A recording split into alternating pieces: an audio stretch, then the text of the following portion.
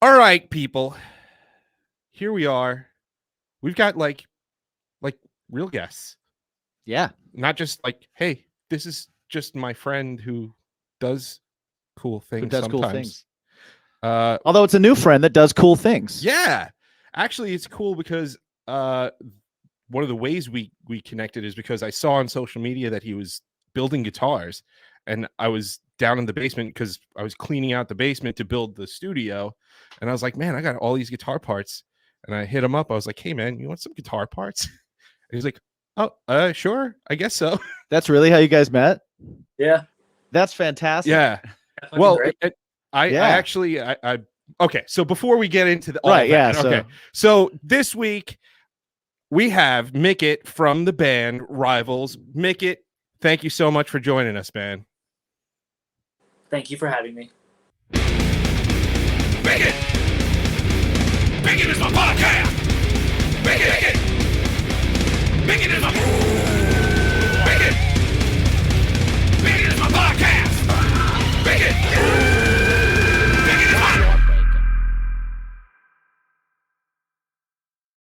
It is a pleasure. They may have also, any of you that are watching on Strangerhood TV right now, you may have seen Micket in a version of the critically acclaimed "Will It Sound Good" Heavy. Yes, that's right. Actually, he hooked it up with a solo because I don't solo. Right. As much as I try and make him do it, I don't solo either, and he makes me do it all the time because he's better at it. And yeah, that was fantastic. I was super excited when I saw it and I heard it. And I know people enjoyed that song. And so for those of you that saw that and were like, who's this guy? Because you don't read things in the bottom because you're lazy. Well, this is this guy. This is Micket, and he's from a band called Rivals, and you should check out the band if you don't know the band. So Micket, we just keep talking over you. So how you doing? Say, how's your day? What's going on? Just making random things. The guitar went pretty well that you gave me the stuff for, and I've been accumulating skills since all this started. I feel like this is, I don't know, 2020 has really been the time for me to be like, hey, I already know how to do a bunch of random things. Like, let's just make it more. So, yeah, if you're not out like acquiring new skills, go out and learn something new. It doesn't matter what it is, even if you'll never use it again. Just the fact that you've done it. Absolutely. What's the what skill have you learned that you will use the shit out of, and what skill have you learned that is completely irrelevant? A skill that I will use. A skill that I won't. Okay. Skill that I will use the crap out of.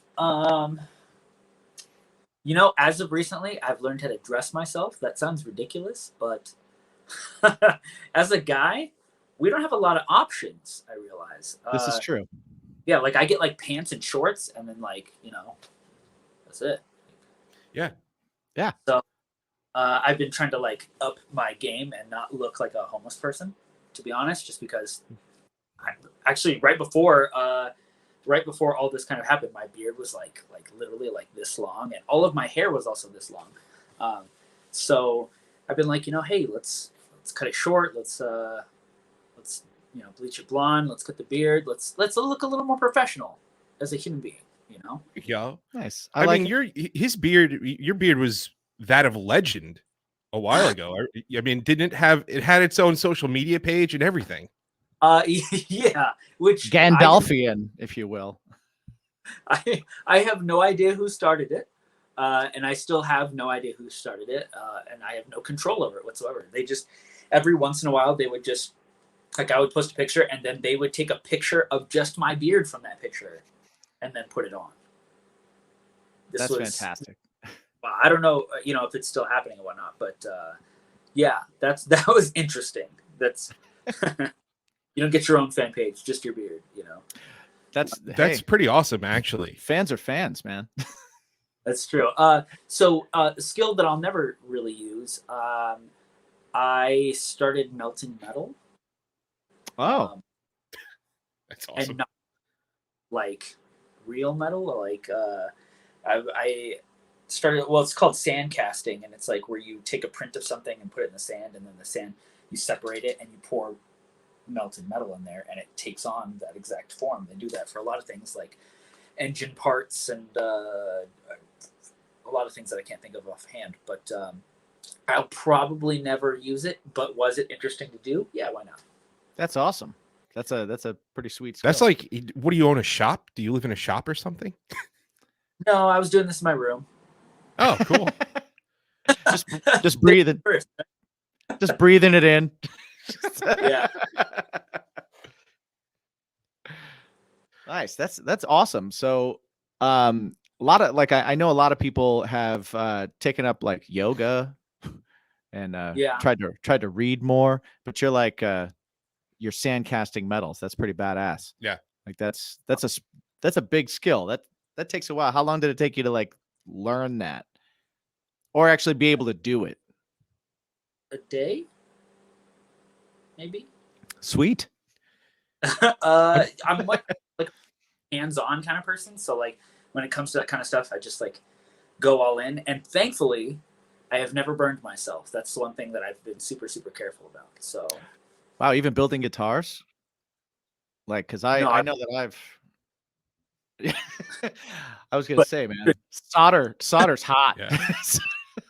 Yeah. Yeah. Actually, okay. What's funny about the whole metal thing is that so as long as you understand the concepts of the basics of what you're working with, you can really do anything, right?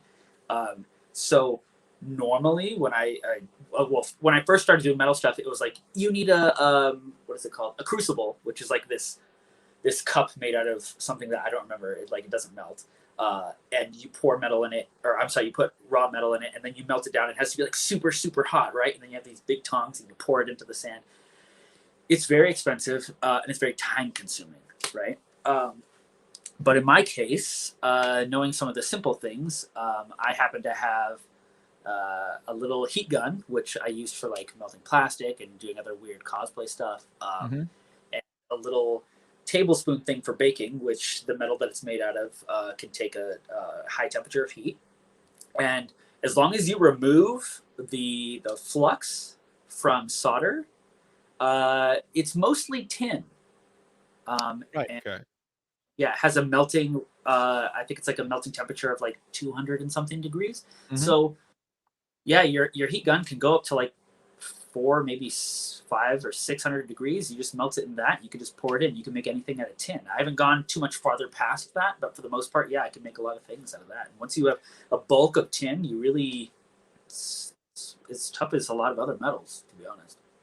I find this super interesting. I'm so Right. glad This is like that I asked that we random have- ass question. This is as Mr. Wizard as this show gets right now. Well, I have an affinity for things like I've watched entire documentaries on how like katanas are made, like in the old like Japanese like real deal, like the old ways of doing it. And so just anything that comes up about like, you know, metal work and things like that, my brain goes to like that. Yeah. And I just find it super interesting, and I love hearing about it. If I was ever going to get into any kind of metal work, it would be like I'm gonna forge dangerous. a katana with just brawn and fire. Like I'm just gonna. If I could do blacksmithing in my room, I probably would. I mean, I guess I could do it outside, but unfortunately, that takes a lot more stuff it's a lot more expensive. Something I just kind of picked up on the way. Have you watched Forged in Fire? I have indeed watched Forged in Fire. Yes. Good. It is a sweet, man. It's crazy. I will just nerd out. I think I watched one of the seasons in like a day, because I just sat there and I was like, "This is it. This is who I am." Oh yeah. It's I did the same thing. It's like you start watching it and you're like, "Wait, this I'm in. I'm just nope. I'm not leaving. We're ordering food, or I just won't eat." It's just.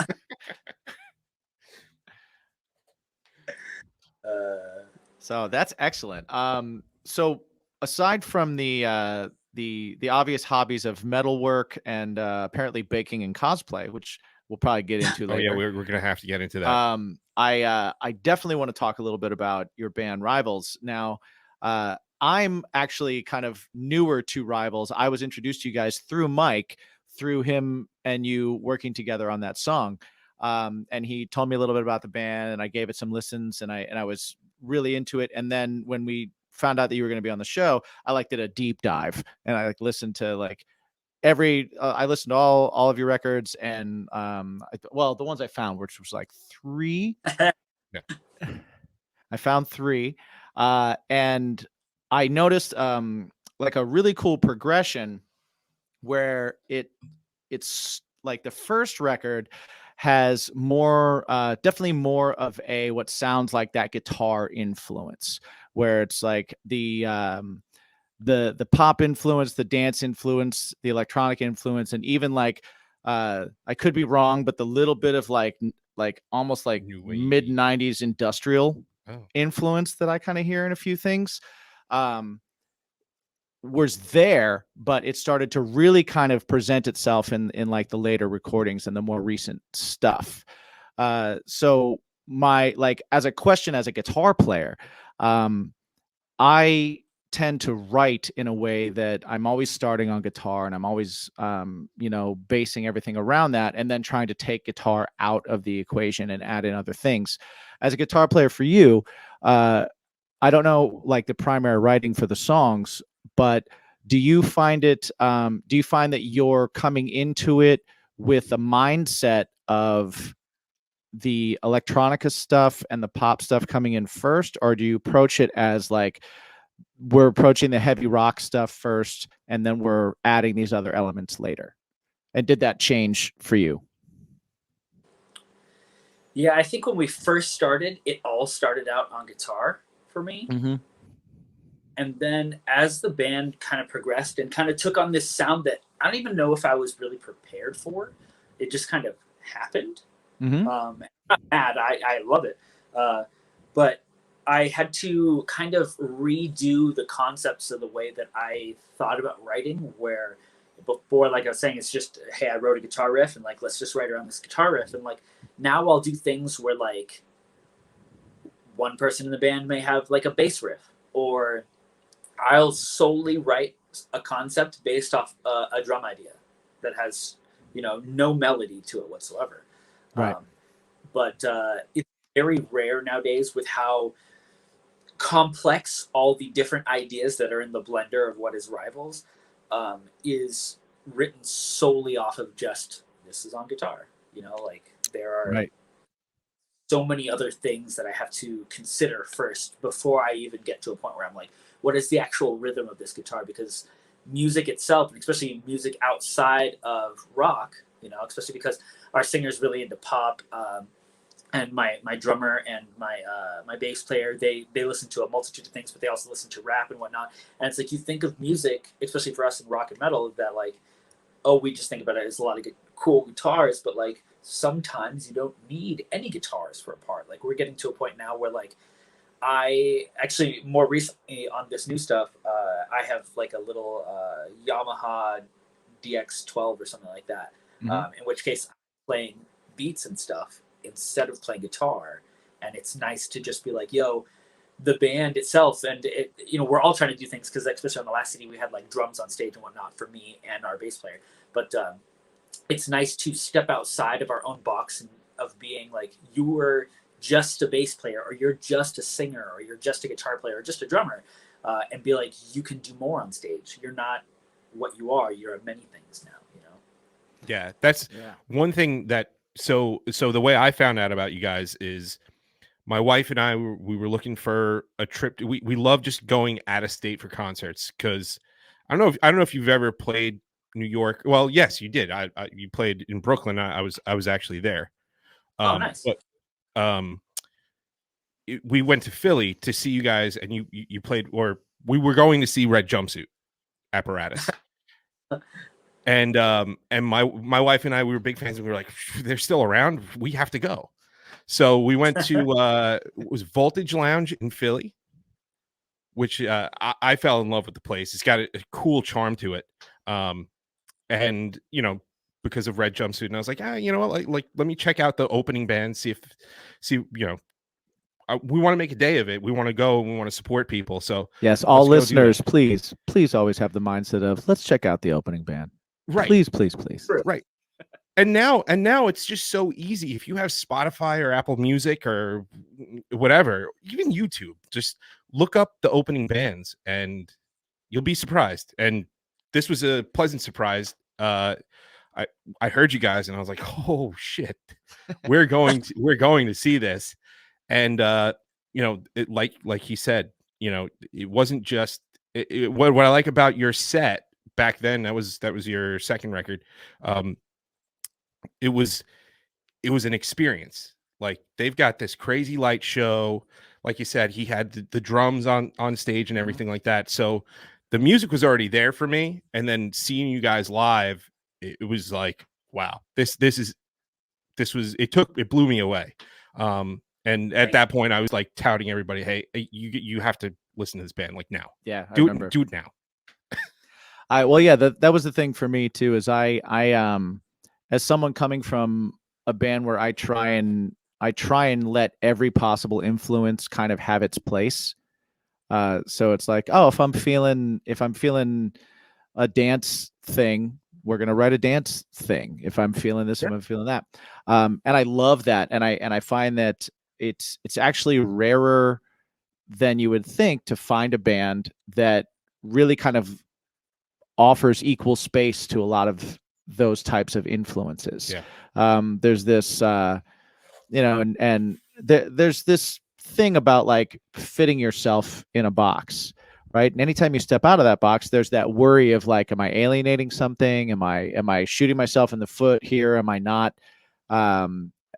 If I leaned more this way, would it do well for me? And I love and respect the hell out of any band I see that just kind of does what they do. And they do it because, like, well, this is what we like and this is what we wrote and this is how it is. And that's something that I definitely kind of got from listening to you guys. Was I immediately, there's so much like ear candy happening where it's like, oh my God, this influence is really cool here. Oh, that's like a dance beat that happened there. Or the singer's doing like almost like a hip hop thing, but then a super pop chorus.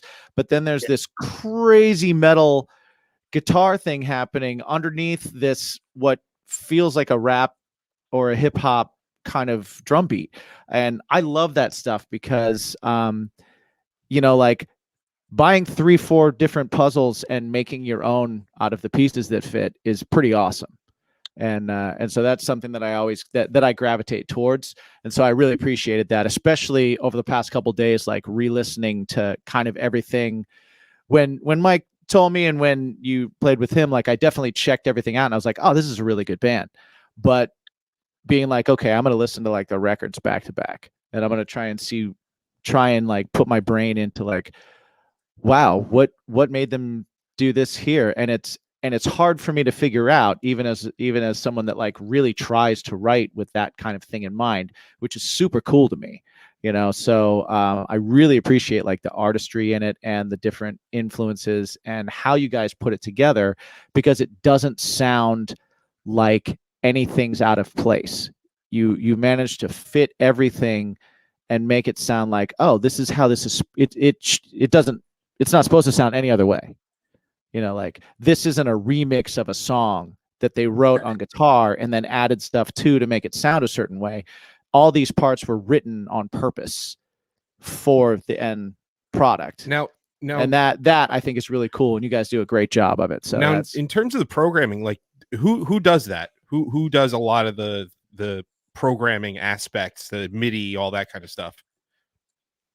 Okay, so actually coincidental to what we were talking about earlier with you seeing us at Red Jumpsuit.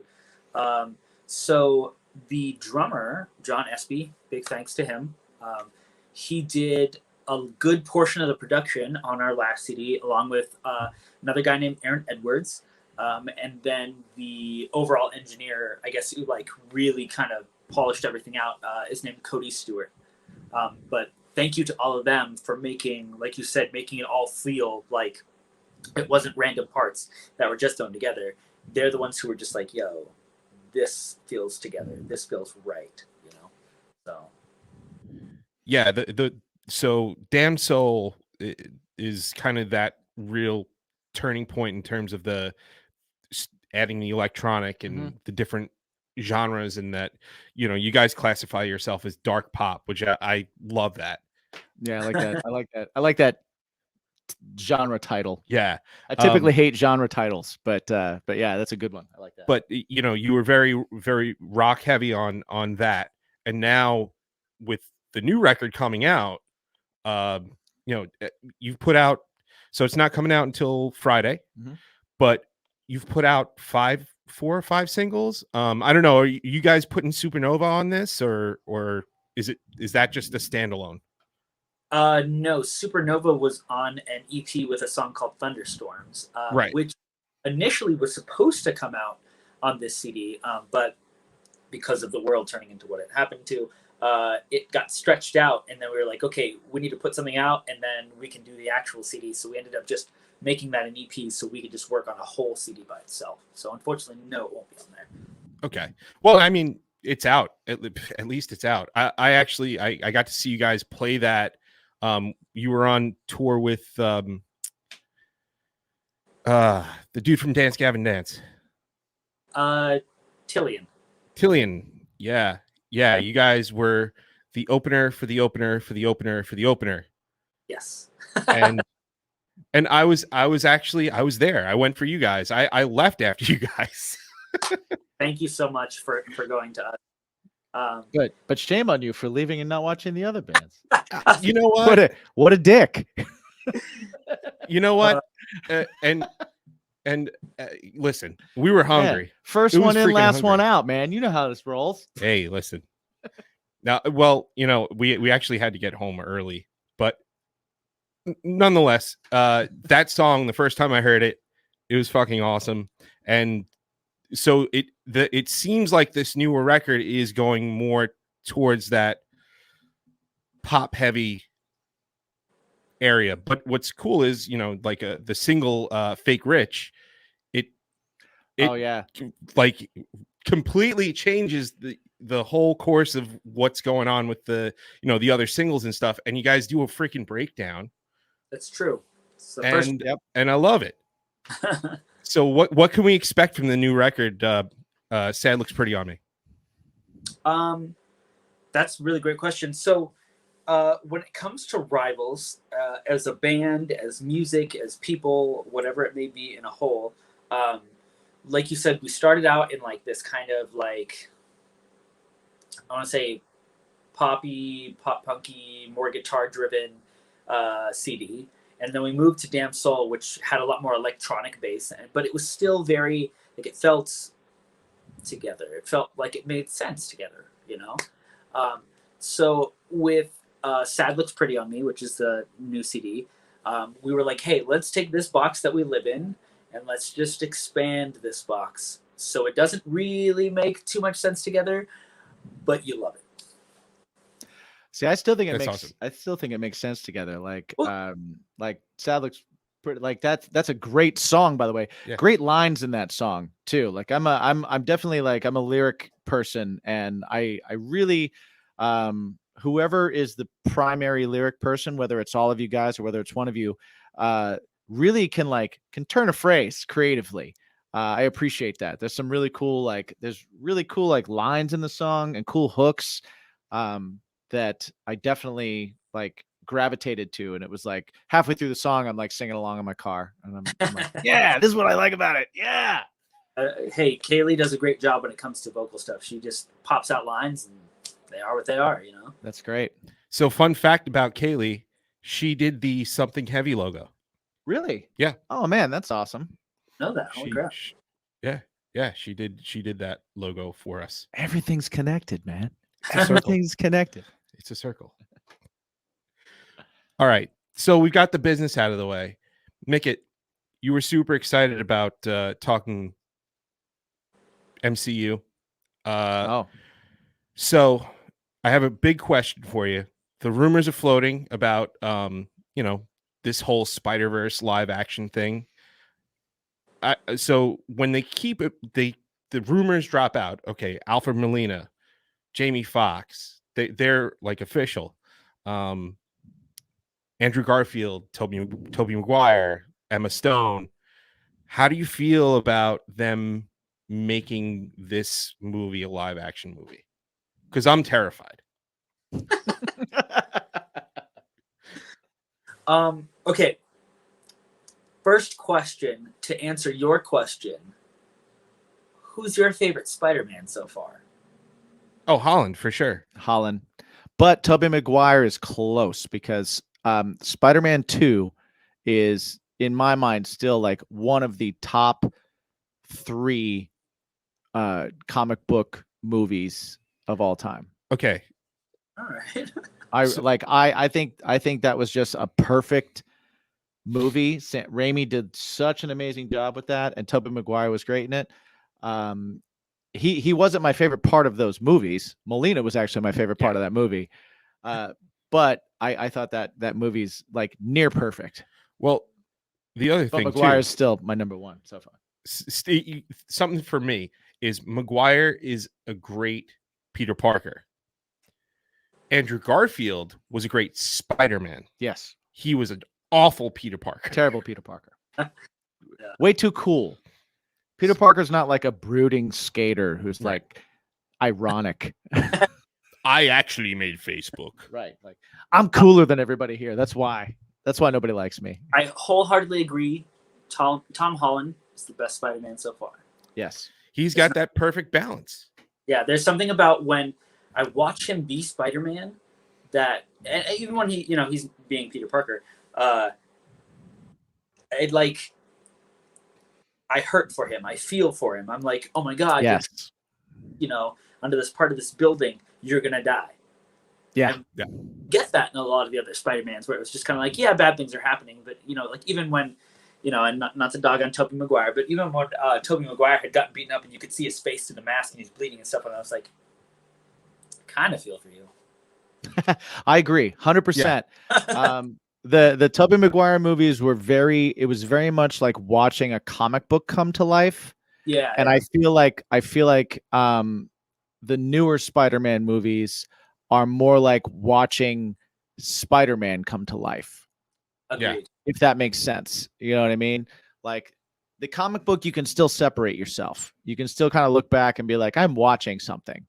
Whereas the newer ones, like he draws you in and you kind of like that suspension of disbelief is there. And you're kind of like, I'm just in it, man. I'm just in it. I'm in it with you. So fun fact, I don't remember which one it was, but the Spider-Man with Andrew Garfield with the lizard. What was that one called? That was the first one. Amazing. That's the Amazing Spider-Man. Yeah. The first. Okay. So do you remember the scene where they're on the bridge and everybody starts running because the lizard's running around flipping cars and stuff like that? Right. Okay. So I was in that scene, right? Running on that bridge. Oh. And on set that day, they have this thing called the lunchbox, which is just like a trailer that everybody sits in, and that's where you eat or where they put background and stuff like that. We're hanging out, and I guess they had called cut, and they were taking care of some stuff, and somebody was walking. This is on Universal Studios lot, right? That whole bridge, for one, or at least the part where he's flipping cars and whatnot, is right. Bridge. And it wasn't even really that big, to be honest. It was probably like 200, 300 feet long. But so someone's walking down under where the bridge is, which that was all like, it was literally just like a wash. It was just like concrete and whatnot. And someone accidentally pressed the button that flipped one of the cars off. Almost kills this guy. Oh my God. Yeah. I take back my laughter. Literally got away at like the hair on his ass. But like, yeah, like it was such a cool thing to be a part of. And it sucks that like I'm such a Tom Holland fan for Spider-Man because it was just cool to be there for the Andrew Garfield. Dude, you were in a Spider-Man movie. Right? It's such an accomplishment for me. I was like, oh my God, like I was in the MCU for like half a second. Dude, that's amazing. You're canon. You're there. You were supposed to. There was supposed to be an Avengers Tower Easter egg in that movie, but they couldn't get the deal done. Dang. Well, there was supposed to be an Oscorp in Avengers, right, as well. So that's awesome. Like, okay, so you're in the MCU. I also am in the MCU. So we are brothers in the MCU right now because the bar that I bartended in was used for the Netflix Punisher series. Oh snap! That's right. And in those first couple, I think it was the first 2 episodes, they have that big fight in the bar, and that's my bar. So I wasn't there for it, but I've plastered my band's stickers all over everything in every square inch of the bar. And so while they're hiding, avoiding gunfire down behind the bar, you can see my band's bumper sticker. So my band exists in the MCU, and I was like, I'll take it. Yeah. Like, you're more in it than me, but my band exists there. So we are brothers in the MCU, my friend. I know people in the MCU. Yeah, you are not a part of this. And you are actually, since we're brothers in the MCU, so we're friends now. You are my second friend that has actually been in a comic property. I have a friend that was in Gotham. My buddy Aristotle Dreer, who lives out in LA. Fantastic bass player, played for a band in LA and New York called Veda, and I can't remember the other band that he toured with, unfortunately, but great dude. And he was in Gotham. And so it was like, it's another dude. Like, it's all the circle, man. The circle. I like to watch the shows. It's all right, man. One day. It's all right. Maybe. So okay, We're gonna be in a movie. Are you guys more Marvel fans or DC fans? I am more of a Marvel fan, though. Batman and the Joker are two of my favorite characters in like the history of the written word. All right. I just love those two characters so much. Like I just gravitated to them. I like a lot of the DC characters, but I'm more of a Marvel person. I grew up wanting to be Spider-Man. Like that was my dude. I have Spider-Man tattooed up on my shoulder, just above Deadpool, who is right by Batman, who is just above the Joker. Like they're all there, but I'm more of a Marvel guy. How about you? Marvel all the way. Yeah. Yeah, Is that based on the movies or just in general? Because the movies, I would definitely agree. Marvel all the way. Based on everything. Everything? Yeah. They even have a cool creator, like right. It's, right. Yeah. And how about you? Yeah, definitely Marvel 100%, but like you, got a major soft spot for Batman. Yeah. Joker. The characters in the Batman franchise. I mean, dude, I named my dog's name is Bane. Well, yeah, Batman has some of the best villains ever. There's very hands down possibly some of the best villains. And a good villain is what makes the hero, in my opinion. Agreed. Like I think like if the hero doesn't have a good villain, that's kind of why Superman's lame, besides that he's just lame, is that like none of his villains are worth a shit. Yeah.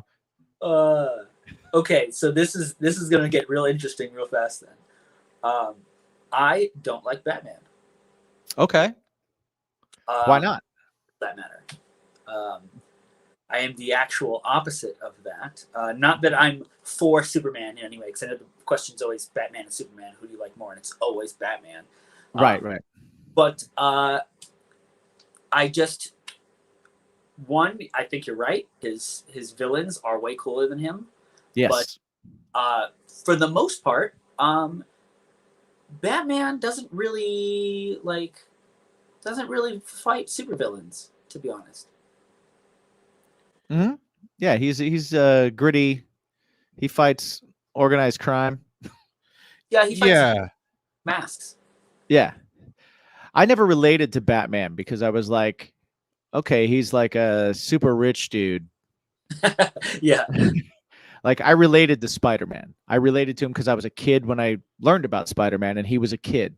But then as I grew up, it was like Spider-Man like screws up constantly. And like his entire hero's journey is based on making up for his mistakes. His Yeah. entire Yeah. persona as a hero is making up for his mistake. You know, like everything about him is like, I'm trying to deal with this guilt and right things that I continuously do wrong. And I related to that. Like that, I was like, man, I get you. Like I get it. Yeah. So funny too, because in Into the Spideyverse, there's the awesome movie. perfect movie. It was I Oh you know my what? God. I didn't have like a bunch of like feelings going in. I was like, oh, okay, whatever. And then when I watched it, and I was like, I was wrong about everything. It was Absolutely the same, man. Yeah. Absolutely the same. I was ready to see some like, I was like, okay, they're gonna rip off some anime, and they're gonna, you know, they're probably gonna do it wrong, Cater to the kids. and it's gonna be used to sell toys, right? And then I saw it, and I was like, this is like one of my favorite superhero The greatest movies. movie. Like this One is of the greatest awesome. movies of all time. Yeah. Yeah. The original Peter Parker for Miles Morales's verse, his multi, he dies, and then the other Peter Parker, the one with the little more chub on him, Right. I felt like I related with him so hard. Me too, man. Yeah. Yeah.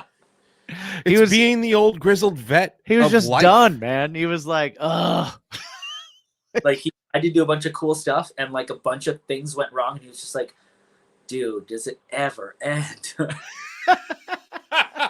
Yes, that's Yeah. that's exactly right, man. That's, Yeah, that dude was in what was it? He was in what was that Zoe Deschanel show?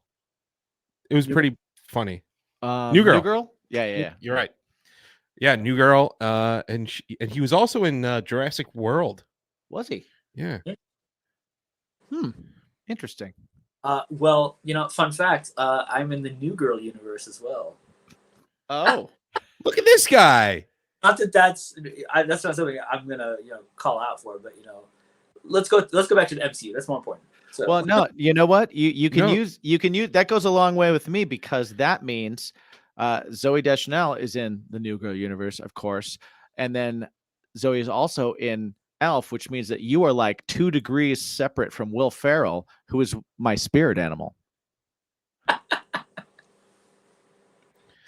oh no, okay. If you think about it, if we just kind of connect them, if I'm in the New Girl universe, Right. and I'm in the MCU, does that mean New Girl is at some point happening in the MCU somewhere where they don't care about any of this? Well, we have to wait to see the new Doctor Strange movie. It's the multiverse of madness. So yes, Multiverse Madness. I hope she shows up in that. She's just like, hey, I'm a New Girl. What's up? I see. I knew you did a little bit of acting work here and there. I didn't know you were such a serious actor. This guy's a pretty serious actor as well. No, he isn't. No, he isn't. I would love to actually do it. Like right now, I just do background stuff. I would love to be a character on something, but it's tough, especially out here in LA. It's like everybody's 9 feet tall and looks awesome, and has a great- Right. And I'm like, Character actors, bro. Character actors. Jim's a good character actor too. He played himself in a movie. I did play myself in a movie. that sounds tough. No, I actually the things that we get into because of our music, as I'm sure you've experienced a million times. There was a director that was putting a movie together that was like an independent horror movie, and he wanted the lead to be the lead singer of a band, and he happened to lend out a couple of his camera guys to do something for my band's like release show of one of our records. And so we did this big release show type of thing where we did interviews, and we had them interviewing the crowd and doing all this kind of B-roll stuff so that we could put stuff together. And he just happened to like my personality, and he was like, hey, would you want to be in this movie? And I was like, yeah, I would love to. And he was like, I can't pay you. And I was like, well, what's the part? And he said, it's a lead singer of a band. And I go, cool, can my band be in it? And he was like, yeah, we want to do a scene where you're playing a show. And I said, cool, will you shoot a whole video? And he was like, yeah. And I go, then you don't have to pay me. And so we did the movie, and I got to be a lead singer in a band that was my band's name and everything, and our banners and everything. So all that stuff is in the movie, and we got a free video out of it, and I got to be in a film, so it was pretty cool. That's rad. That's rad. Yeah, it was pretty awesome. Yeah. And Mike and I are both actually going to be in this guy's next movie, which is a horror vampire movie that we wrote a Bacon is My Passion song for a scene, and we're going to be we're going to be horribly killed by vampires in it, Murdered which by is going to be vampires excellent. after playing Excellent. the song. That'll be kind of cool. Lots of blood. Yeah, right. I- Very, very like From Dusk Till Dawn scene. It's going to be like a bar scene, and vampires are after us while we're on. Like they're just going to come up on stage and tear us apart. Brutal. Yeah. I want to do a backstroke in fake blood. Yeah, You which is know- why he doesn't work much. Which is why he doesn't get these gigs. Have you guys done it with fake blood before? No, No. I did a little bit. I had like a gig. I had to get shot in my movie, so I had had to get fake blood and like shit blown out of my shoulder of my shirt and stuff like that. And then the gig didn't even work, so it was like I just let you destroy like my own hoodie because you didn't. And I didn't even get to be gigged. I didn't even get it. I will say that it's very sticky. Yes. Yeah, like, and it seems like the more blood you get on you, the more fake blood you get on you, the stickier it gets, and it's almost like hanging out in molasses. So I know you've been in The New Girl and on Spider-Man. So where did you get come all from? this fake blood on you? I need to hear the story that you are able to be able to tell us the difference of like the more you get on you. It was New Girl. Was it?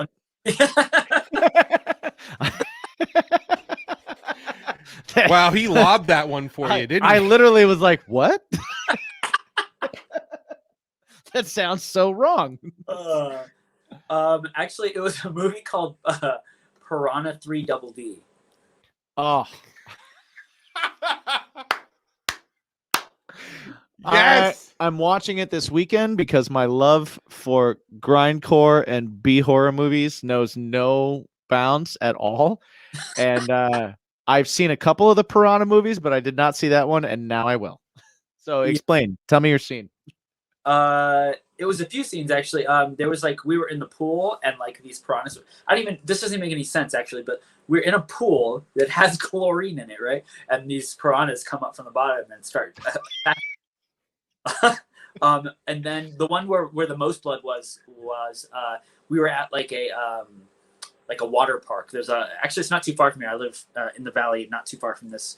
It's not like a full on like Six Flagsy kind of water parky or anything like that. It's just oh, the kids can go and splash around in some water that just goes like this, and we were there for maybe 8 hours, and they just literally blood like buckets. They were just like, yeah, just put it on everything. Like, just put it in the water, and they just brought out all of these bodies that were like all in like swimsuits, but a lot of them were just missing heads. Right. Let's just cut the head off, douse it in blood, throw piranhas in it. And I was thinking to myself when I was there, I was like, how did these piranhas get into the water park? But we didn't make it. Don't do that. Don't do that. Yeah. So two things. First thing is you don't question the logic of a horror movie Of because Piranha. yeah, I mean, I had friends. We went to go see Freddy versus Jason, and they were like, "I don't get it. Why does Jason come back alive? Because he does. Because he does. Right. There's no movie if he doesn't. Why are piranhas in a pool? They fucking are. Because there's people in the pool that need to die. Right. Yeah, that and forgot the other thing. Never mind. All right. So just one thing. That's enough. pretty awesome, man. That's pretty awesome. Oh, splash So- park. oh. It's a splash park. That's what they call it. I got kids, and they Okay. call it a splash park. Splash park. They have those. So it's like, okay. So instead of a lazy river where you're just floating in children's pee, you're standing in knee-high pee that's being splashed into your face. Yes. Okay. It's at least it's fun because it comes out in the little sprinklers. In waves. Waves. But now with blood and dead bodies. That makes it infinitely better. Yeah. Oh no. I'm way more into the splash of fake dead bodies and blood than just straight child pee. It dilutes it. Don't worry.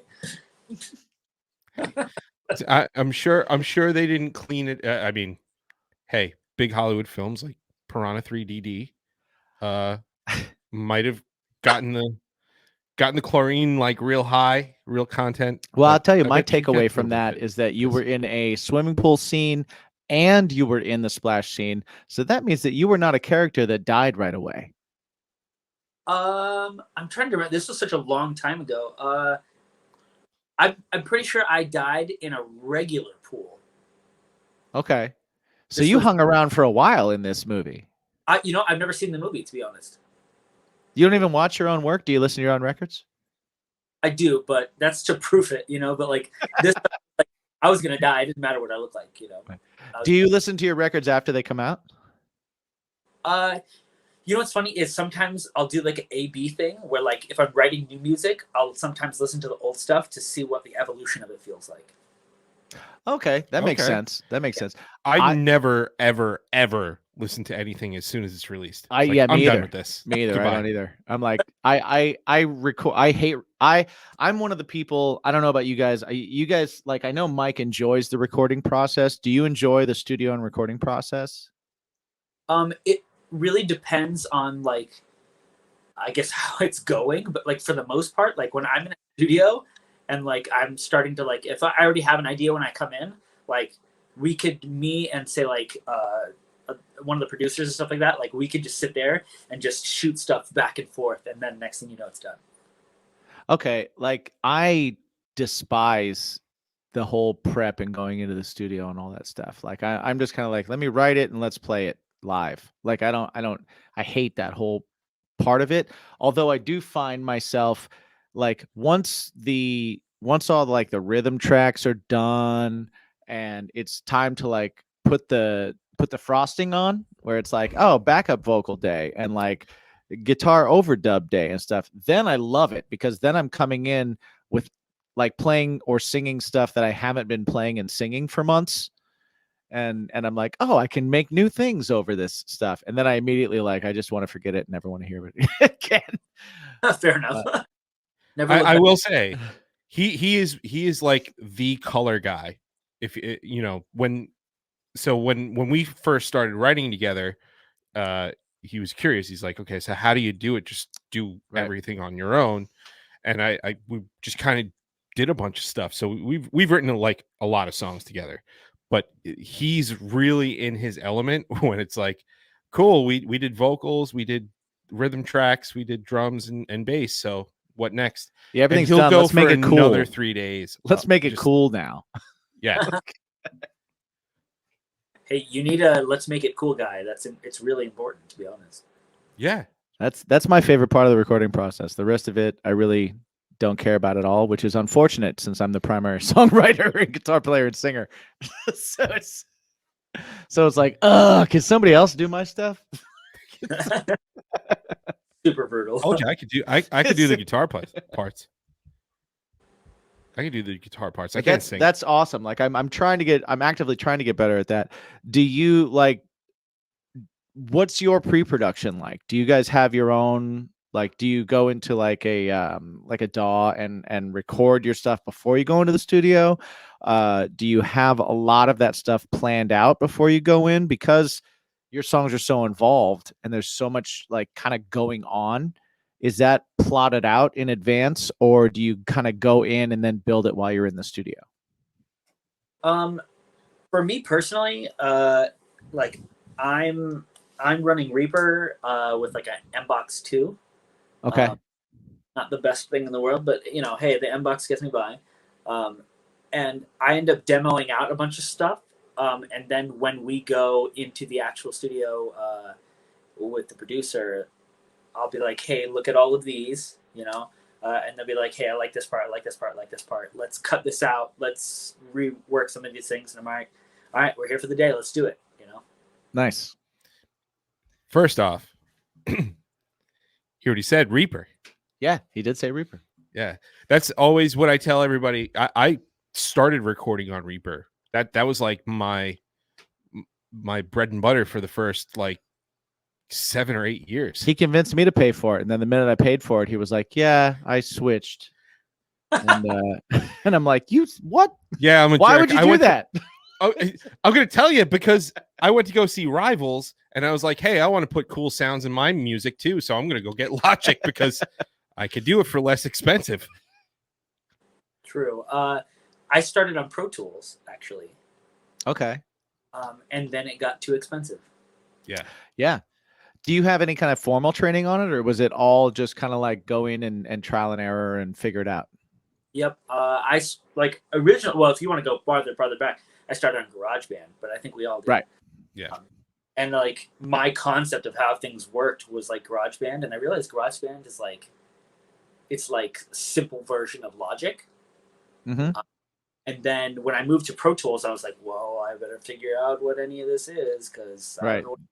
This is the industry standard. Yeah, right. And I had Pro Tools 8 LE, I think from must have been like 2009 or 2010 till maybe 2018. Okay.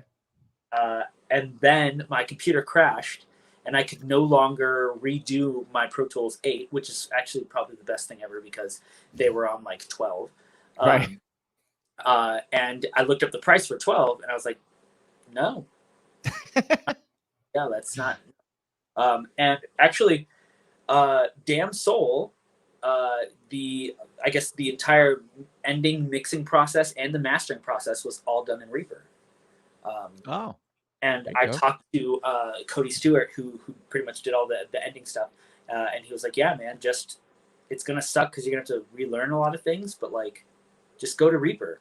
It's cheaper, it's easier, it's more fun, and they even make layouts for it to make it look like Pro Tools." Right. So I saw that. Yeah. Yeah, I'm on Pro Tools. I'm just not on Pro Tools. Right. Yeah, it's cool. Reaper, that's when he was saying, I'm trying to get into recording and what should I get and stuff like that. I told him Reaper is nice because it's just down and dirty. It's Mhm. basics. It's what you need. It doesn't have a lot of bells and whistles. I mean, let's be honest, Pro Tools doesn't really either, does it? Um, Some of the plugins, but I was gonna say I haven't used Reaper for all the things. I used it for Pro Tools because like Pro Tools, I did a Star Wars short back in the day, and like I was able to do all the audio for it, like all the like add-ins and whatnot after in Pro Tools because they have like a video side. But I've never tried to do any of that in Reaper, so I guess I'm not sure. Maybe I don't know. I don't know. I've about heard the, you can, but I don't know for sure. Like, I don't know haven't about tried it. the video side. Yeah. I've heard that you can, but while you were learning metallurgy, I've been learning like I did like video editing and started dipping my toe into the recording process and all that kind of stuff to kind of like further that along. So I haven't tried Reaper yet for any kind of like editing for video.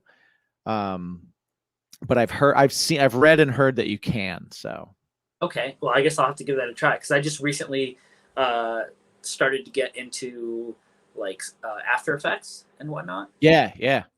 So if I could do that in Reaper, that'd be tight. Because like I have Premiere Pro and whatnot, but like the amount of like things you can do with sound in say Reaper versus Premiere are vastly different.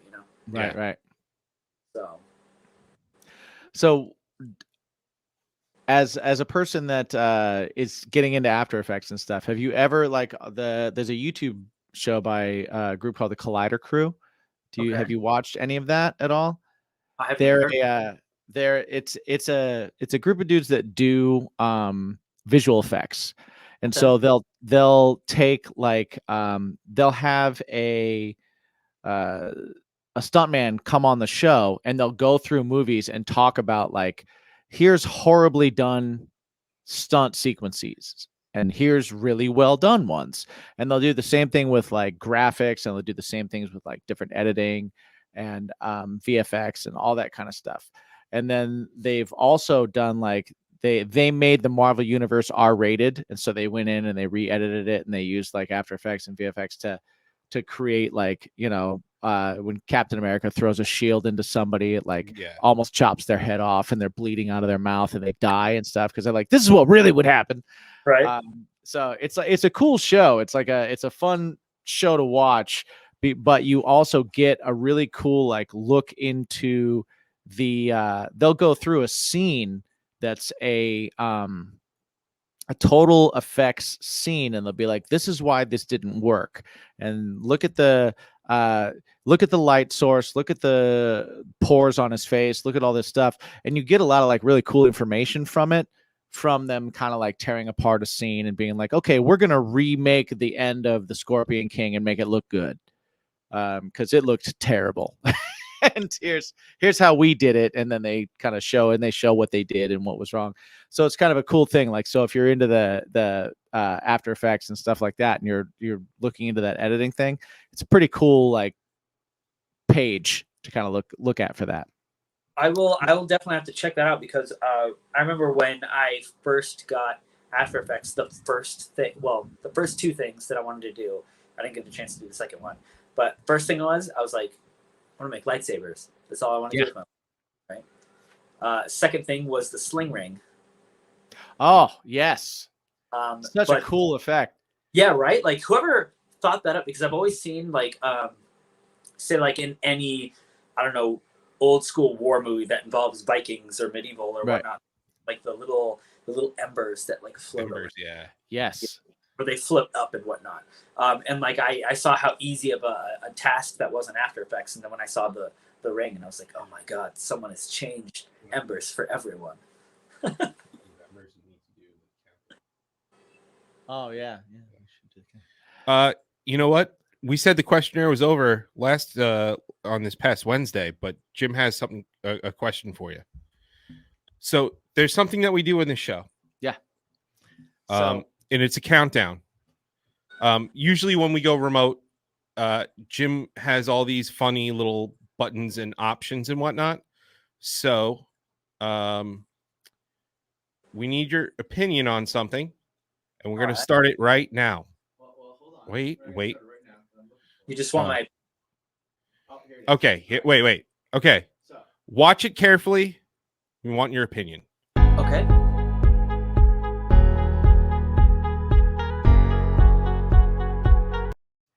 Ignore the fact that it's a countdown.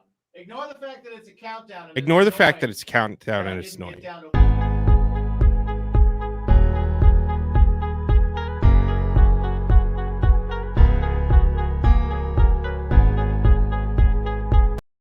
And yeah, that's a pretty sweet sound and groove and everything like that.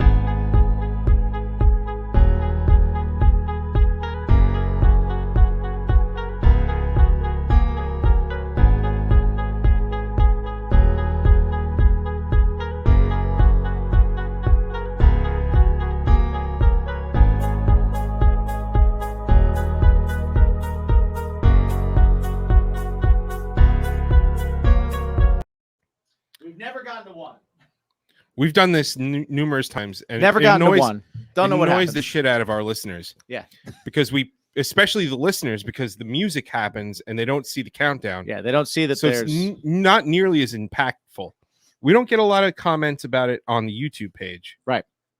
Nobody cares about it but us is the idea. So those things that you see, is that snow or is it ash? Okay, so first things first. I didn't realize that I had to press tap for sound, so I didn't hear any of the first part. Okay. I could only see what was the countdown on the screen, and I was like, interesting. All right, what's going to happen at the end of this? Right. No one knows. We don't even know. It's never gotten to one. Is it snow or is it ash? It's ash. That's what I said. It's going up. Yeah, it's not going up. Down. It's not coming down. Because heat makes things rise, and unfortunately with the snow, it would just make it melt into water. See? Science. Science. Mr. Wizard. We are pro science on this show. So not only is he a guitar, not only is he an actor, And a metallurgist. he's also a scientist. Yes. Micket of Rivals. If you think about it, like we were saying before, as long as you know the basics of something, you can make a lot of weird things, do a lot of weird things, you know? Yeah, man.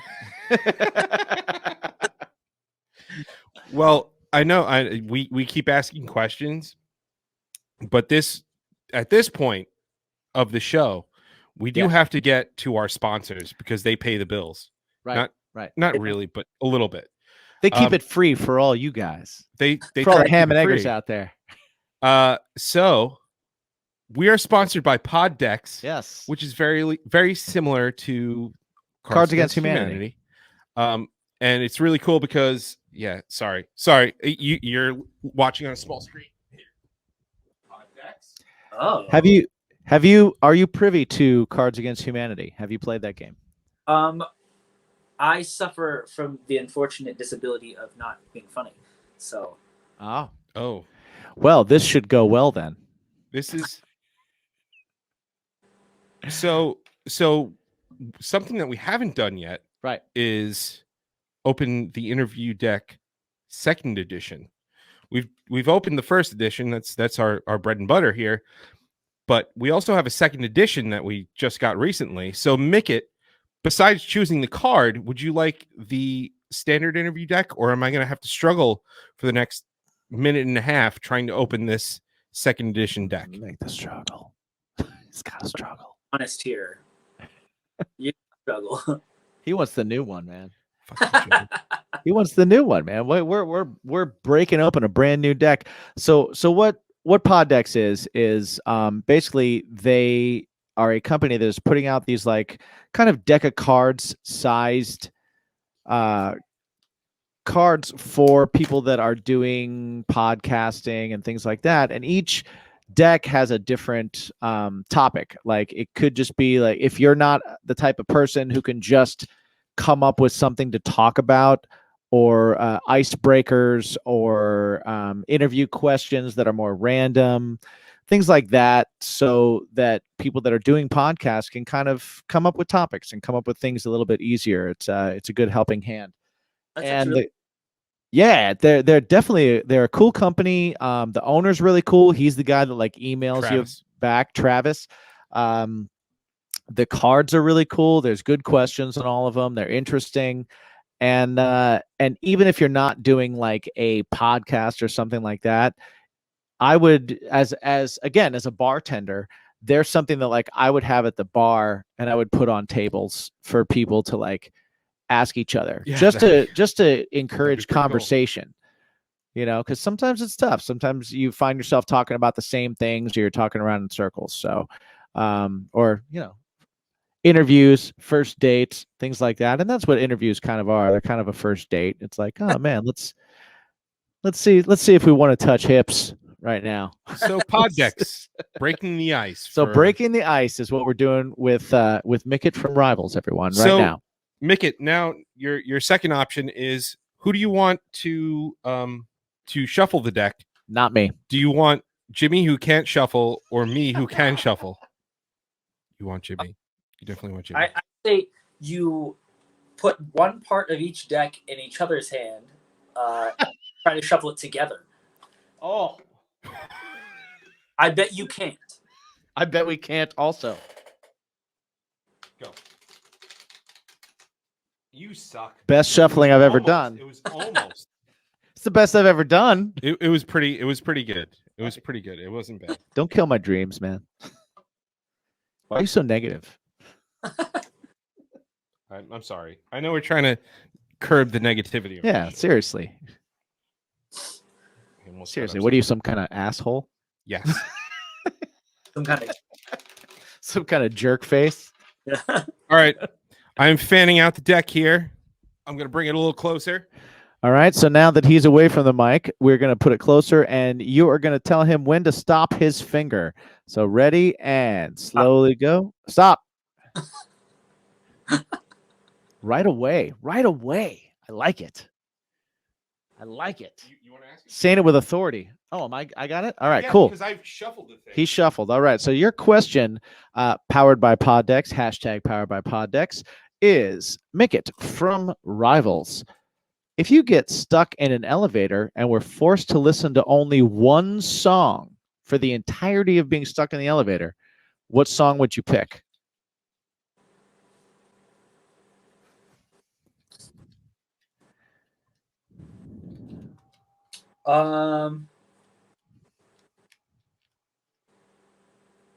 Why can't I think of the name of the song? Sing it. Yeah. Coming in the Air Tonight by Phil Collins. Oh, That's a good one. song about murder. I like it. No. Because he wants to be in the elevator going. Exactly. Exactly. If nothing else, at least you have the drum solo. Right? That's true. And you know what? Good song for being stuck in an elevator because it's calming still, Yeah. you know? Yeah. But it's still intense And in it's that intense. grooving kind of way. You get those like long periods of silence before you're like, I'll remember. Yeah. I always love that part. Yeah. Right? Yeah, totally. So- Have you ever heard the non-point version of that? No, I heard the Disturbed version of that. No, Disturbed does some other song. Do they? I feel I- like every song they No, do is a cover of Disturbed that. does Land of Confusion. Great song. It's- Also a yeah, great song. yeah, it was a great song before Disturbed touched it. One of my vocal exercises is very disturbed. But yeah, the non-point version of that is pretty awesome. All right. Highly recommend it. I'll have to check it out. Yeah. Have you heard the non-point version of that? I have not, unfortunately. But I'm going to listen to it right after this. I'll tell you that. It's fun. Have you ever heard? Have you ever heard the Rivals version of Heathens? Probably, because I've listened to like everything I could find of theirs in Yeah. the past couple of days. Oh, you're Vast improvement. It's a vast improvement. So Mickey, how do you feel about cover songs? Do you feel like when a band does a cover song, they should, or not should, but do you prefer picking a song that kind of fits in your genre and you kind of just do the song, or do you prefer to take a song and completely kind of like rewrite it?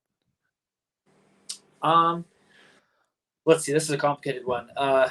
So when it comes to myself personally, and I can only speak for 1/4 of Rivals, Right.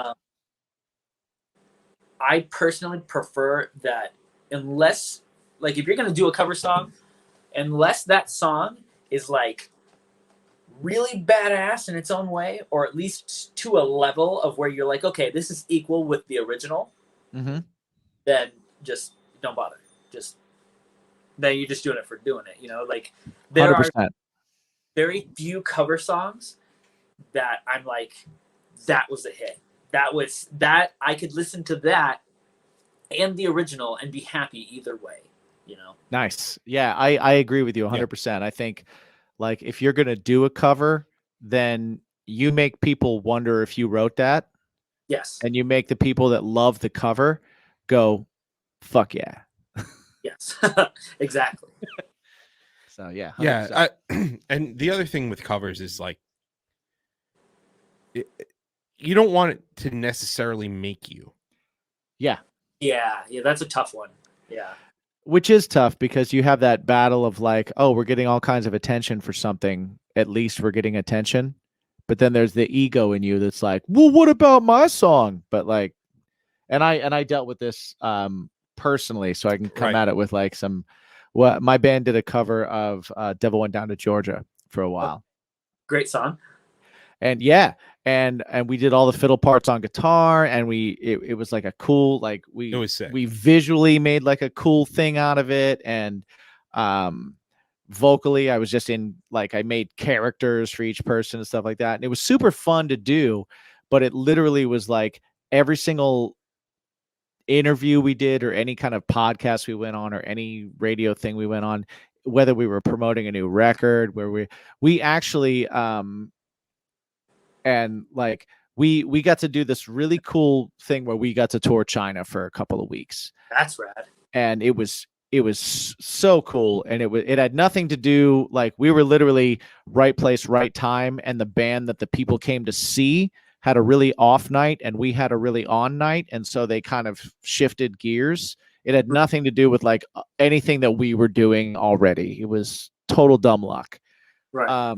But we came back from that tour, and the very first like radio interview we did after that tour, we sat down with them, and the very first thing they were like, so we've got this video of you guys in Austin, Texas doing Devil Went Down to Georgia. And we were like, man, we've been doing that song for like 3 years. We just did this tour of China. It was the biggest thing we've ever done in our lives. I don't know if we'll ever do anything this cool again, but yeah, we did this cover song. Yeah, let's talk about it. And it was like, God damn it, but that's your ego coming at you.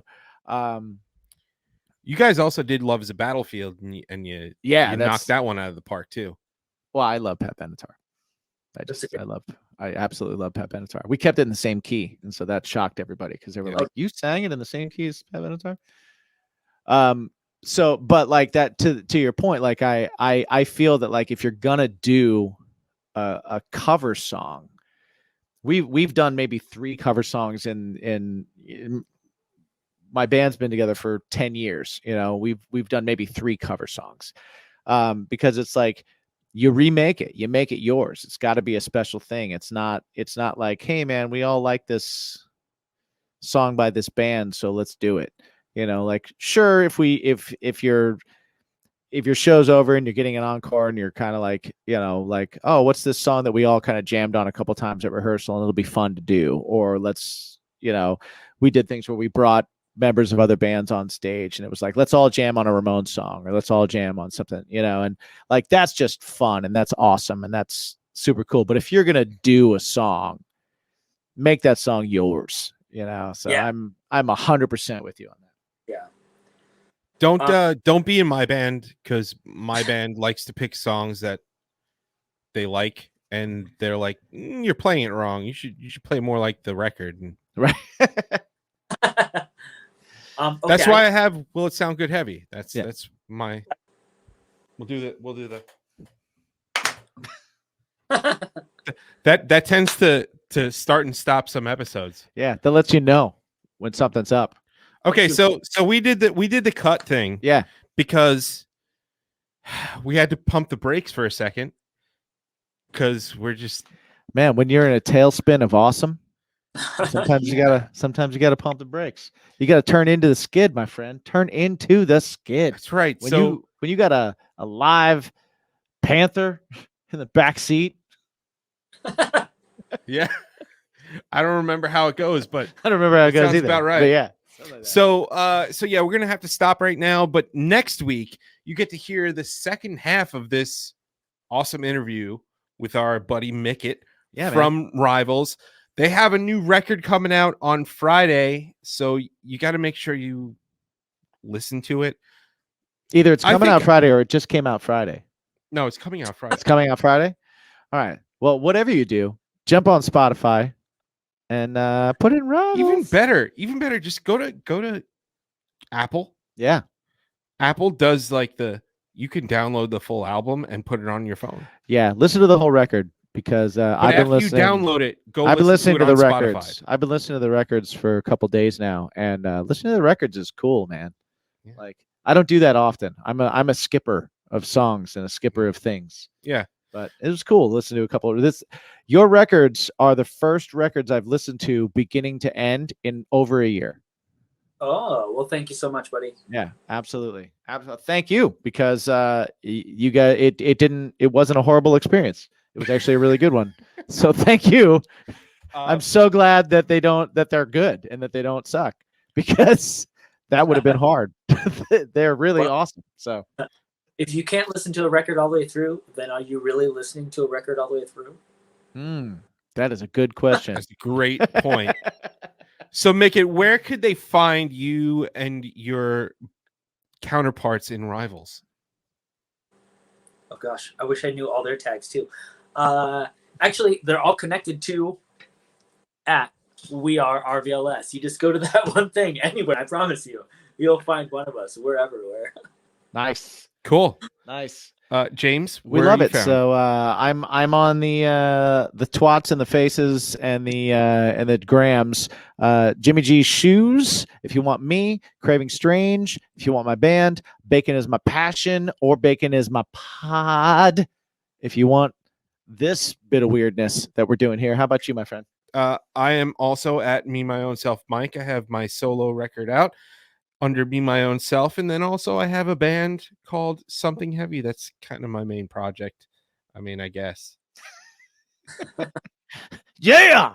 So yeah, but yeah, don't forget to always check us out on Strangerhood TV every Monday. Yep, and come back next week for part 2 of Micket from Rivals. Micket with Rivals. Pretty on me. Do it. Yeah, that's right. All right, guys. Part dicks. Part dicks. Silent X. Yeah. Never silent your ex, people.